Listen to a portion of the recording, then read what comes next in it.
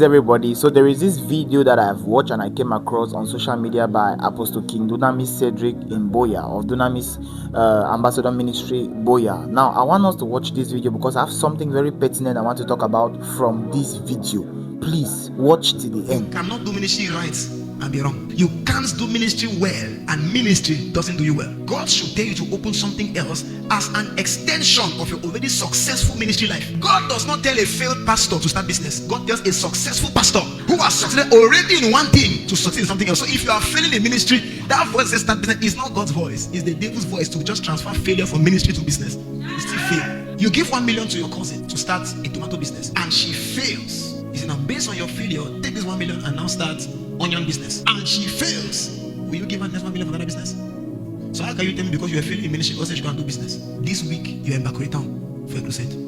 Next week you're in Boya town for a crusade. Next week you're in Mutengede for a crusade. Next week you're in Limbe for a crusade. I beg you, why would God not bless you? But you have been in your house 6 months, no prayer cell, no crusade, nothing. You go and do nonsense evangelism. Say I've preached the gospel, no follow up, nothing at all. Come back to your house and start crying and don't have rent. Who pays rent for a failure? I've been poor in ministry and I can tell that my usability increased. Divinity's budget to me added. Yes. And if I was more useful than this, I'll be more blessed than this. So my financial limitation is not a reflection on the budget state of the country I represent. It's a reflection on the quota that I'm responsible over. God does not pay you because you need money. He pays you because you met his need. The day you understand that the fatherhood of God has a responsibility, but even the fatherhood of God is tied to your obligation on the kingdom. When you are a child of God, he feeds you for free. When you become a son of God, he feeds you for your kingdom responsibility. All of these people are doing, I have to go hustle here. I must not do this now. Is one sign. What God put in your hands, you are not faithful with it. So you have to look for many other things to cover up for the failure in one thing. Papa Suleiman did not begin by opening businesses. Bishop Oyedepo did not begin by opening university. Winner Chapel did not fail, but he now opened school. Winner Chapel succeeded, and by how he managed a church, God said open universities. So which God is asking you to open a new area where you will fail again? It is your unproductivity as a minister that bets your struggles in life. Point closed. Take this thing to the bank. Ask any pastor that's making impact. Look at my spiritual father, for example. Did he begin ministry by trying to look for a road to America? He went out looking for visa. Say, oh, I want to go to American hustle and come back. No. If you do what the Lord wants you to do well, he will become committed to meeting your need and beyond. Are you doing ministry? You're serving in church? Powerful? There's a place for that. I'm talking about, are you touching lives with the kingdom? That is the ministry strand I'm speaking about. In the week, how many lives do you touch with the kingdom?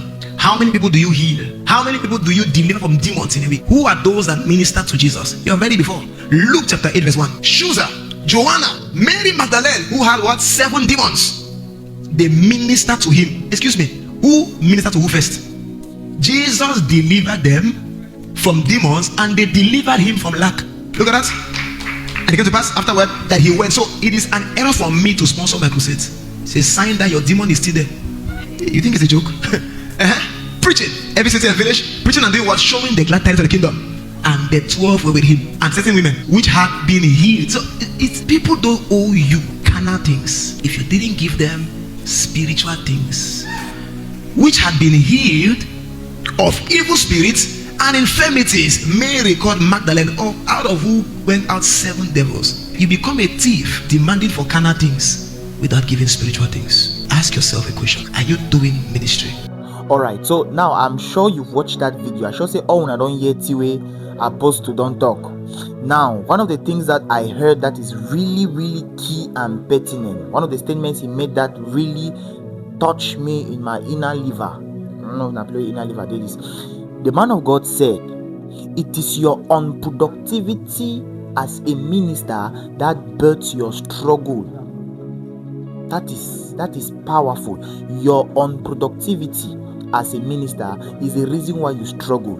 Now, many of us, we don't understand this simple truth. I call it simple because it really is simple. That it is the degree of your degree of usefulness as a minister that makes God commissions or at least put some certain resources into your hands. That means that if you are not useful to kingdom, God cannot commit to you.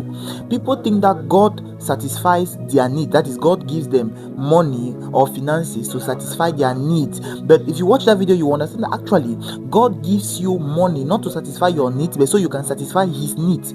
So it is the degree of your usefulness and productivity in the kingdom that makes God commissions of certain things to you. So could it be that the reason why you're having so many challenges in a particular, could it be because God is not seeing why he should give you? God is not seeing the reason why, he's not seeing what you would do with it. Ask yourself these questions. I think this is something to really ponder about, because in reality there are some struggles that we face that really is not because God doesn't have or because God cannot give us. It's just that God is like, okay, ma give me do it, papa. Ma give na me really, you want do her now. God works with principles, and one of the principles of God is productivity. It is the degree of your productivity that makes you increase in relevance. So your relevance is the degree to which you are responsible. That's your value, basically. Your value is your degree of usefulness, both to self, society, and the kingdom. So I think this is something really interesting. So I don't know what your thoughts are. I don't know if what Apostle said made sense to you or it did not make sense, but drop your thoughts in the comments, all right, so that others can learn. And then follow for more videos like this on Lawrence Ngano TV. Shalom, God bless.